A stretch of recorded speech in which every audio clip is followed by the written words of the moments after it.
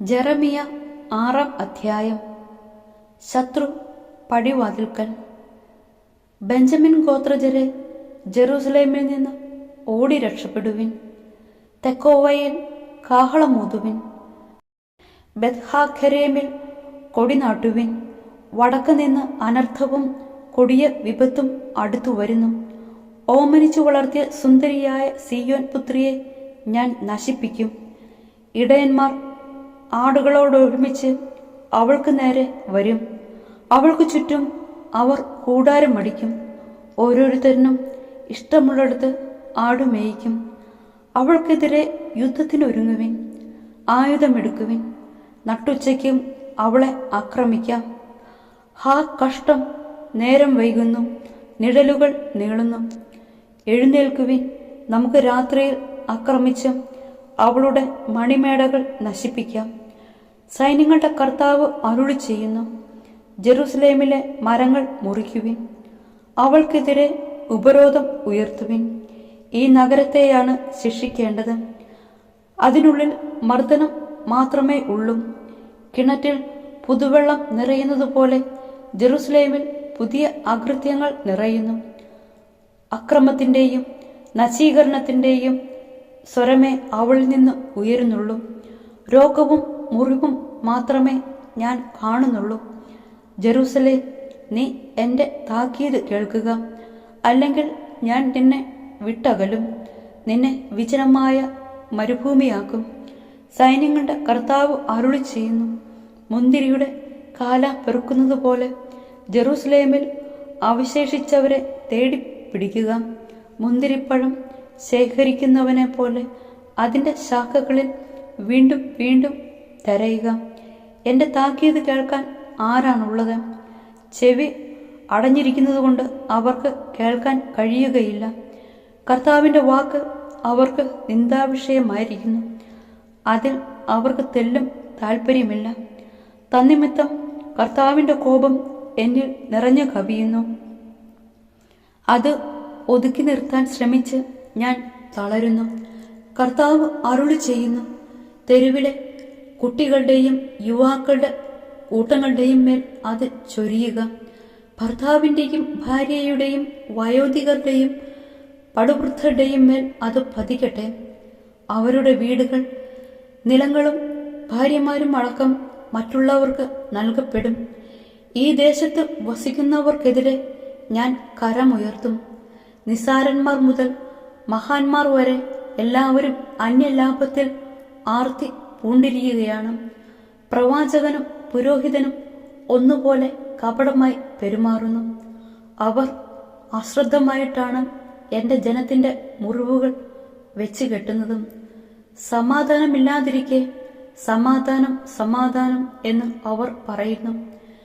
ഹീനകൃത്യങ്ങൾ പ്രവർത്തിച്ചപ്പോൾ അവർക്ക് ലജ്ജ തോന്നിയോ? ഇല്ല, തെല്ലും തോന്നിയില്ല. ലജ്ജിക്കാൻ അവർക്ക് അറിഞ്ഞുകൂടാ. അതുകൊണ്ട് മറ്റുള്ളവരെ പോലെ അവരും വീണു പോകും. ഞാൻ അവരെ ശിക്ഷിക്കുമ്പോൾ അവർ നിലം പതിക്കും.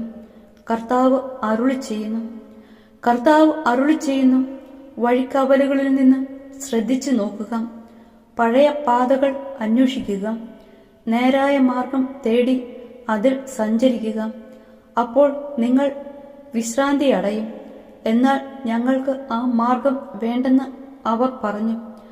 ഞാൻ നിനക്ക് വേണ്ടി കാവൽക്കാരെ നിയമിച്ചു, കാഹളത്തിന് ചെവിയോർക്കുക എന്നും. എന്നാൽ ഞങ്ങൾ ചെവിയോർക്കുകയില്ല എന്ന് അവർ പറഞ്ഞു. ആകയാൽ ജനതകളെ കേൾക്കുവിൻ, ജനസമൂഹമേ മനസ്സിലാക്കുവിൻ. അവർക്ക് സംഭവിക്കാൻ പോകുന്നത് ശ്രവിക്കുവിൻ. അല്ലയോ ഭൂമി, കേട്ടാലും. ഈ ജനത്തിൻ്റെ കുതന്ത്രങ്ങൾക്ക് പ്രതിഫലമായി ഞാൻ അവരുടെ മേൽ അനർത്ഥം വരുത്തും. അവർ എൻ്റെ വാക്ക് ചെവിക്കൊണ്ടില്ല, എൻ്റെ നിയമം അനുസരിച്ചുമില്ല. ഷേബായിൽ നിന്ന് കുന്തുരുക്കവും വിദൂരദേശത്ത് നിന്ന് കർപ്പൂരവും എനിക്ക് കൊണ്ടുവരുന്നതെന്തിന്?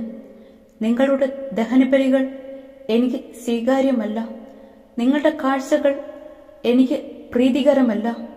കർത്താവ് അരുളി ചെയ്യുന്നു, ഈ ജനത്തിനു മുൻപിൽ ഞാൻ പ്രതിബന്ധങ്ങൾ സ്ഥാപിക്കും.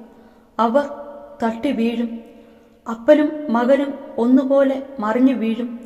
അയൽക്കാരനും കൂട്ടുകാരനും നശിക്കും. കർത്താവ് അരുളി ചെയ്യുന്നു, അതാ വടക്കുനിന്ന് ഒരു ജനത വരുന്നു, ഭൂമിയുടെ അറ്റത്തുനിന്ന് ഒരു വൻശക്തി ഇളകിയിട്ടുണ്ട്. അവർ വില്ലും കുന്തവും കയ്യിലേന്തിയിരിക്കുന്നു. അവർ കരുണയില്ലാത്ത കഠിന ഹൃദയരാണ്. അവരുടെ ആരവം അലയാഴിയുടേതിന് തുല്യം. കുതിരപ്പുറത്താണ് അവർ വരുന്നത്. സിയോൻ പുത്രി, അവർ നിനക്കെതിരെ യുദ്ധത്തിനൊരുങ്ങി അണിയായി വരുന്നു. ഞങ്ങൾ ആ വാർത്ത കേട്ടു. ഞങ്ങളുടെ കരങ്ങൾ തളരുന്നു. ഈറ്റുനോവ് സ്ത്രീയെ എന്ന പോലെ കഠിനവേദന ഞങ്ങളെ പിടികൂടിയിരിക്കുന്നു. നിങ്ങൾ വയലിലിറങ്ങുകയോ വഴിയിലൂടെ നടക്കുകയോ അരുത്. ശത്രുവിന്റെ വാൾ അവിടെയുണ്ട്. എല്ലായിടത്തും ഭീകരാവസ്ഥയാണ്. എന്റെ ജനത്തിന്റെ പുത്രി, നീ ചാക്കുടുത്ത് ചാരത്തിൽ ഉരുളുക. ഏകജാതനെ കുറിച്ചെന്ന പോലെ ഉള്ളുരുകി കരയുക. ഇതാ വിനാശകൻ നമ്മുടെ നേരെ വന്നു കഴിഞ്ഞു. എന്റെ ജനത്തിന്റെ മാറ്റുരച്ചു നോക്കി അവരുടെ മാർഗം മനസ്സിലാക്കുന്നതിന് ഞാൻ നിന്നെ സംശോധകനായി നിയോഗിച്ചിരിക്കുന്നു. അവർ പയറ്റിത്തെളിഞ്ഞ കലാപകാരികളാണ്. അവർ മിഥ്യാപവാദം പരത്തുന്നു. പിച്ചളയും ഇരുമ്പും പോലെ കഠിനഹൃദയരാണവർ. അവർ ദുഷ്കൃത്യങ്ങളിൽ മുഴുകുന്നു. ഉല ശക്തിയായി ഊതുന്നു. ഈയം തീയിൽ ഉരുകുന്നു. ഈ ശുദ്ധീകരണമെല്ലാം വെറുതെയാണ്. എന്തെന്നാൽ ദുഷ്ടന്മാർ നീക്കം ചെയ്യപ്പെടുന്നില്ല. കർത്താവ് തള്ളിക്കളഞ്ഞിരിക്കുന്നതുകൊണ്ട് വെള്ളിക്കിട്ടം എന്നാണ് അവർ അറിയപ്പെടുന്നത്.